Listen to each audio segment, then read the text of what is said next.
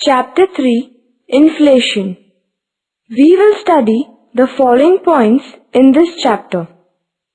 3.1 Introduction. 3.2 Causes of inflation. 3.3 Effects of inflation. 3.4 Measures to control inflation. Meaning and definitions. Inflation is generally associated with rapidly rising prices. Thus, in simple terms, inflation is decline in purchasing power due to an increase in prices. Professor Crowther has defined inflation as a state in which the value of money is falling, that is, prices are rising. Professor Crowther's definition emphasizes on the rise in price level as a symptom rather than cause of inflation. However, this definition fails to explain why the price level increases from time to time. According to Professor Kammerer, inflation means too much currency in relation to the physical volume of business being done. This definition involves a comparison between two things: the supply of currency on one side and supply of physical goods and services on the other side. The above definitions establish cause and effect relationship between supply of money and the price level. An increase in supply of money is the cause and rise in price level is its effect. 3.1 Introduction. Inflation is a global economic concept. If there is an increase in the price level, there is inflation.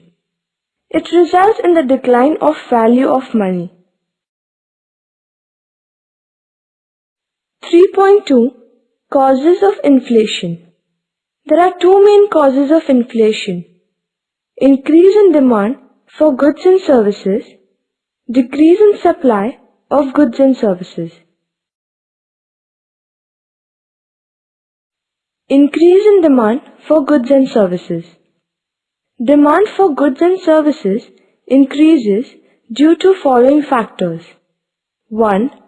Increase in public and private expenditure. Due to war, development policies, etc., public expenditure increases. It leads to an increase in demand for goods and services in the economy. An increase in private expenditure leads to a rise in demand for goods and services. 2. Increase in export. An increase in export reduces the stock of commodities available for home consumption. It creates a shortage of goods in the economy, so demand exceeds the supply. 3. Reduction in taxation. When taxes are reduced, there is an increase in the purchasing power of consumers, so demand increases. 4. Rapid growth of population. A rapidly growing population increases level of demand for goods and services in a country. 5. Deficit financing. Government meets the deficit by borrowing from the public and reserve banks, and also paying by printing currencies. This increases money supply in the economy. Therefore, demand and prices rise. 6. Availability of credit. Due to an easy availability of credit, consumer spending rises. It increases the demand for goods and services. All these factors lead to rise in demand for goods and services, which increases inflationary pressure. B. Decrease in supply of goods and services. Decrease in supply of goods and services takes place due to the following factors. 1. Shortage of factors of production. The shortage of some factors like land, labor, capital, etc. reduce the production of goods and services. It decreases the level of supply. 2. Industrial disputes. Industrial disputes result into strikes which may lead to lockouts. In such cases, industrial production falls and reduces its supply. 3. Natural calamities. Natural calamities like flood, drought, etc. adversely affects the supply of farm products and raw materials. 4. Lopsided production. More production of comforts and luxury goods reduces the supply of essential goods in the market and hence causes inflation. 5. Hoarding of goods. Hoarding is done by suppliers to earn more profit. It reduces the supply of goods at a particular point of time. It leads to rise in prevailing prices. Sometimes consumers tend to hoard goods, expecting prices to rise in the near future. This creates a shortage of goods and services in the market, so prices rise. Hence, decrease in supply is also responsible for inflation.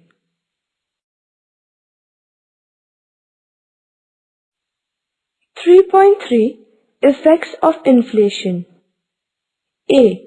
Effects on production.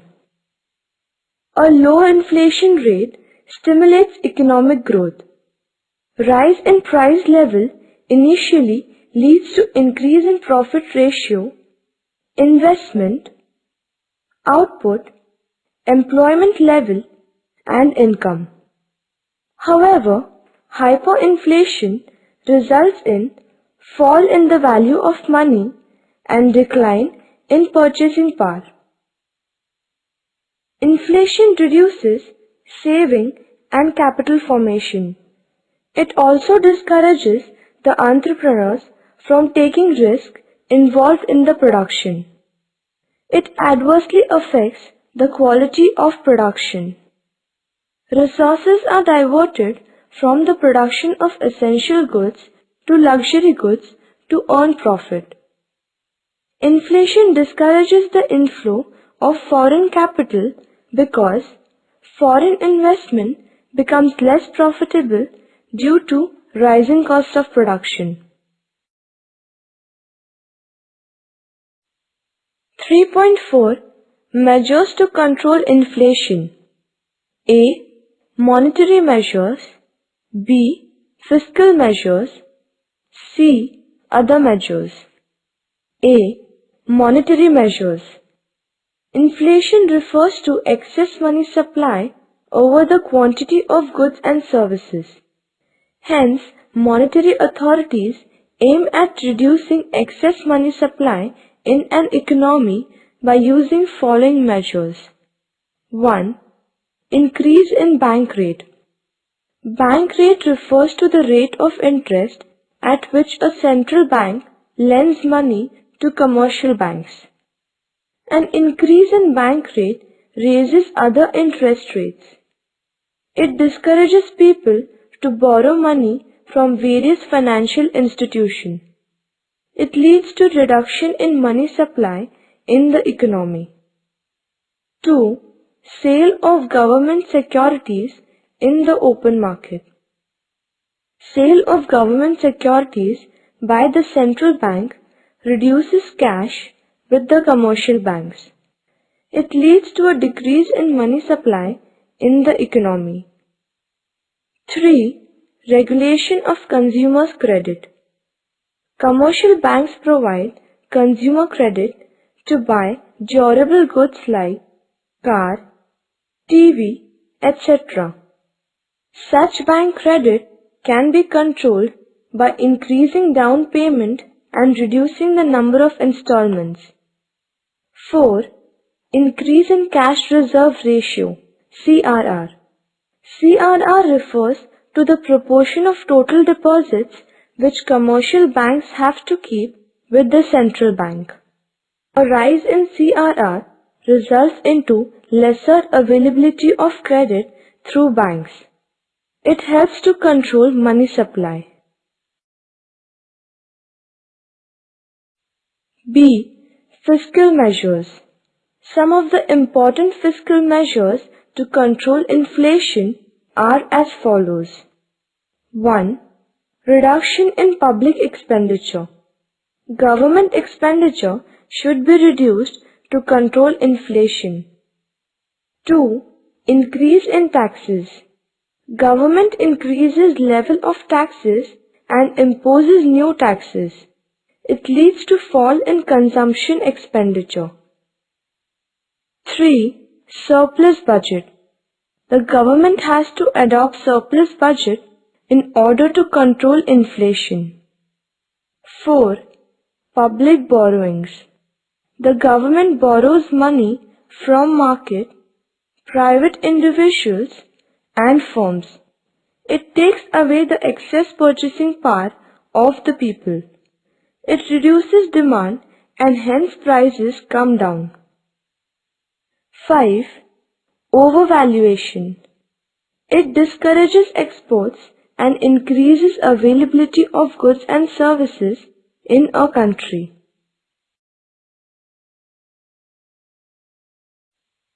C. Other measures. It includes direct measures taken by the government to control inflation. They are as follows. 1. Expansion of domestic output so as to meet the ever-increasing demand. 2. Direct control of prices and rationing, that is, bringing down the upper limit beyond which prices would not be allowed to rise. 3. Adopting appropriate wage profit policy. 4. Publicity campaigns to appeal the people to control their expenditure. 5. Control of population growth. Hence, inflation is the situation of sustained upswings of prices. Beyond the full employment level, inflation becomes dangerous, so it has to be kept under control. B. Effects on distribution. Inflation leads to unequal distribution of wealth and income in the society. So rich becomes richer and poor becomes poorer. Entrepreneurs earn more profit. It is because selling prices rise faster than the cost of production. However, fixed income earners like pensioners, workers, salaried persons, etc. are adversely affected by inflation because their money income remains the same while the value of money falls. People who invest their money in equity shares are the gainers because of rising prices. However, those who invest in fixed income earning assets like bonds and deposits are the losers because their money income remains the same. Generally, debtors are the gainers because they repay less purchasing power than before when they return the debt. On the other hand, creditors lose as they receive less in terms of real income. During inflation, big farmers are the gainers because prices of agricultural goods rise. However, small farmers do not gain much as the major portion of their produce is kept for self-consumption. C. Non-economic effects. Inflation widens the gap and creates social conflicts between the rich and poor.